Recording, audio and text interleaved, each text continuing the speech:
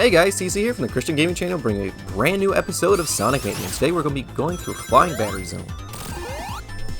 Probably my second favorite zone in this entire game. I really like Flying Battery. Whether it's the Sonic 3 version or this version. I think it's just a combination of it being a giant airship and the music. It really does it for me. This will be the first episode where we have Super Sonic from the get-go in the levels, at least, so that's kind of neat. And we got Toasted, which is not neat. Anyways, this video would have been up last week, but pollen is a nuisance to a point. I know we need it for the plants to do their thing and grow more plants, but I suffer from it, so it is what it is. Thank the Lord we have plants still.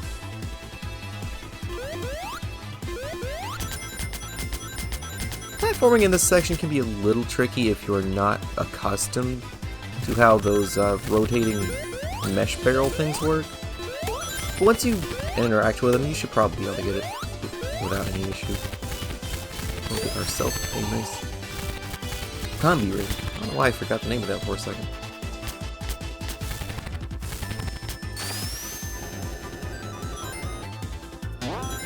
I hope your guys' week has been going well. Mine's started out very rough, but it's been getting better. Thank the Lord, the pollen's starting to ease up a little bit. Also, we found a nice secret pathway as well, which will net us a, I was going to call it a magnetic shield. It's a lightning shield? I can't remember. Either way, best shield in the game, hands down.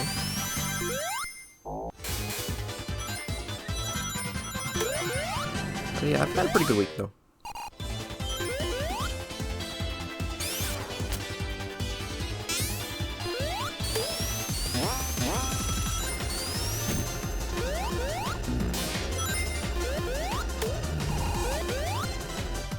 I'm trying to think of stuff to talk about, but it's been such a... Well, it hasn't been that long. It's been a while since I recorded this video, so anything I was thinking at the time I don't remember anymore.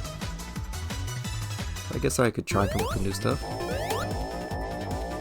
I am working on a project in Mind Test. I'm not going to divulge any more information than that, but I might talk about it in the future sometime. Once I'm comfortable with releasing the information, you guys will know, but there is a Mind Test project in the works. I'll put it that way.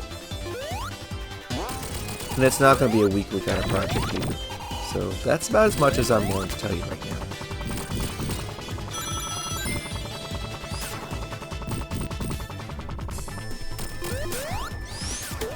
Now, I can't tell you this much though. I have been learning how to use Blender a lot more recently, so I hope you guys enjoyed those Blender renders. I know they're a bit basic, but at least I'm learning and I'm confident enough to put up those images.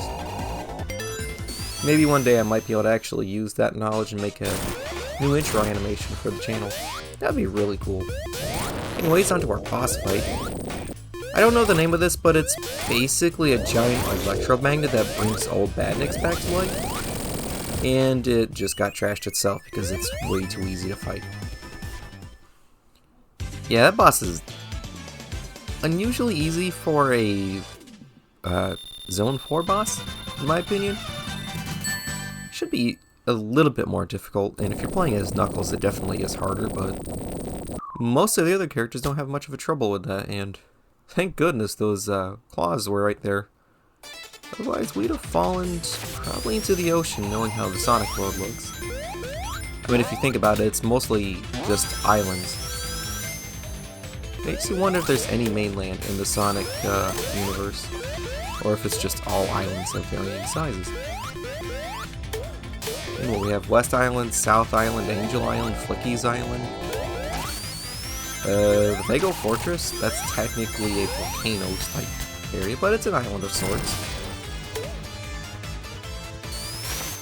I'm specifically talking in terms of classic Sonic. Modern Sonic is complicated. I don't think we've ever had an East Island or a North Island, though. Unless Flicky's Island kind of fills that role for North Island, I'm not entirely sure on that.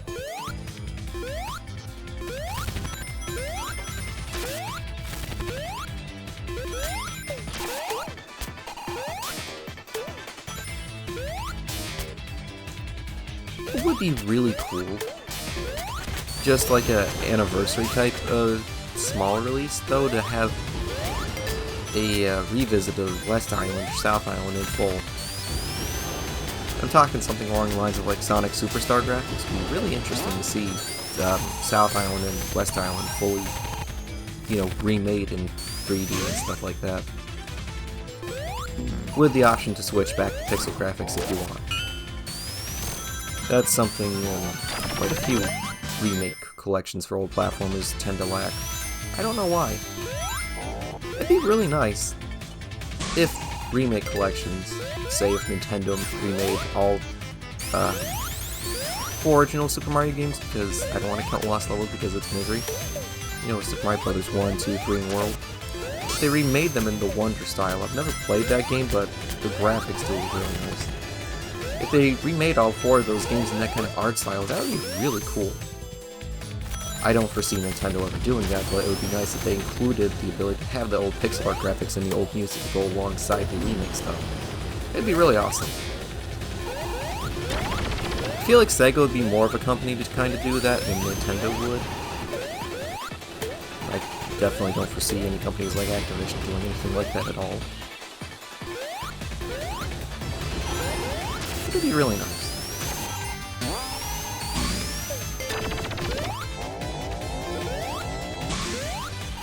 I wonder how the Switch 2 is going to handle compatibility with the older games. I think Sonic Mania would work on it just fine. I don't see why it wouldn't work. It's a very simple game in terms of features. I don't think it uses anything unique to the Switch outside of portable mode, which is no different than using it on a television, just it's portable. I don't really see an issue with it. Although something like Team Sonic Racing, I would like to see improved performance as far as the games go. Also, I never knew this area was here at all until this recording, so yeah, that's just a secret area I never knew about. I would like to see the Switch 2 improve performance for, you know, certain games like Sonic, Team Sonic Racing, for instance. Having it run at a full 60 frames per second instead of 30 frames per second would be really, really nice. Will Nintendo allow that? I don't know. This is not the old Nintendo of the Wii U era. This is a newer, more corporate Nintendo, so they might not do that kind of service for the pre-existing user base.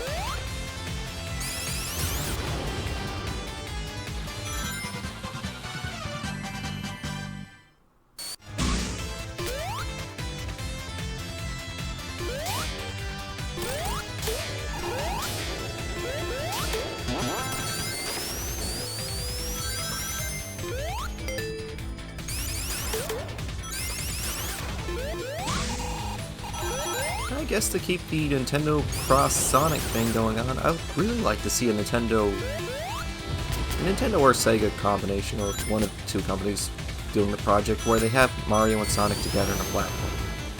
It's a very common thing to want, and I would like to see how that works. It'd be really cool. It just depends on what kind of style they would go for. I've seen some people say the Generations route would be good to go, having Mario doing 2D stages and Sonic doing 3D. That could work, but you also have classic Sonic gameplay, which is really nice and also 2D. I think a good way, and I think I've seen some other people mention this, I don't entirely know for certain, but it would be really cool to have the Sonic style stages, but with Mario specific routes. Where, you know, like where Knuckles has his own routes because he plays different enough from Sonic and Tails to warrant. I think that would be really cool. And we're very quickly approaching the boss for this act.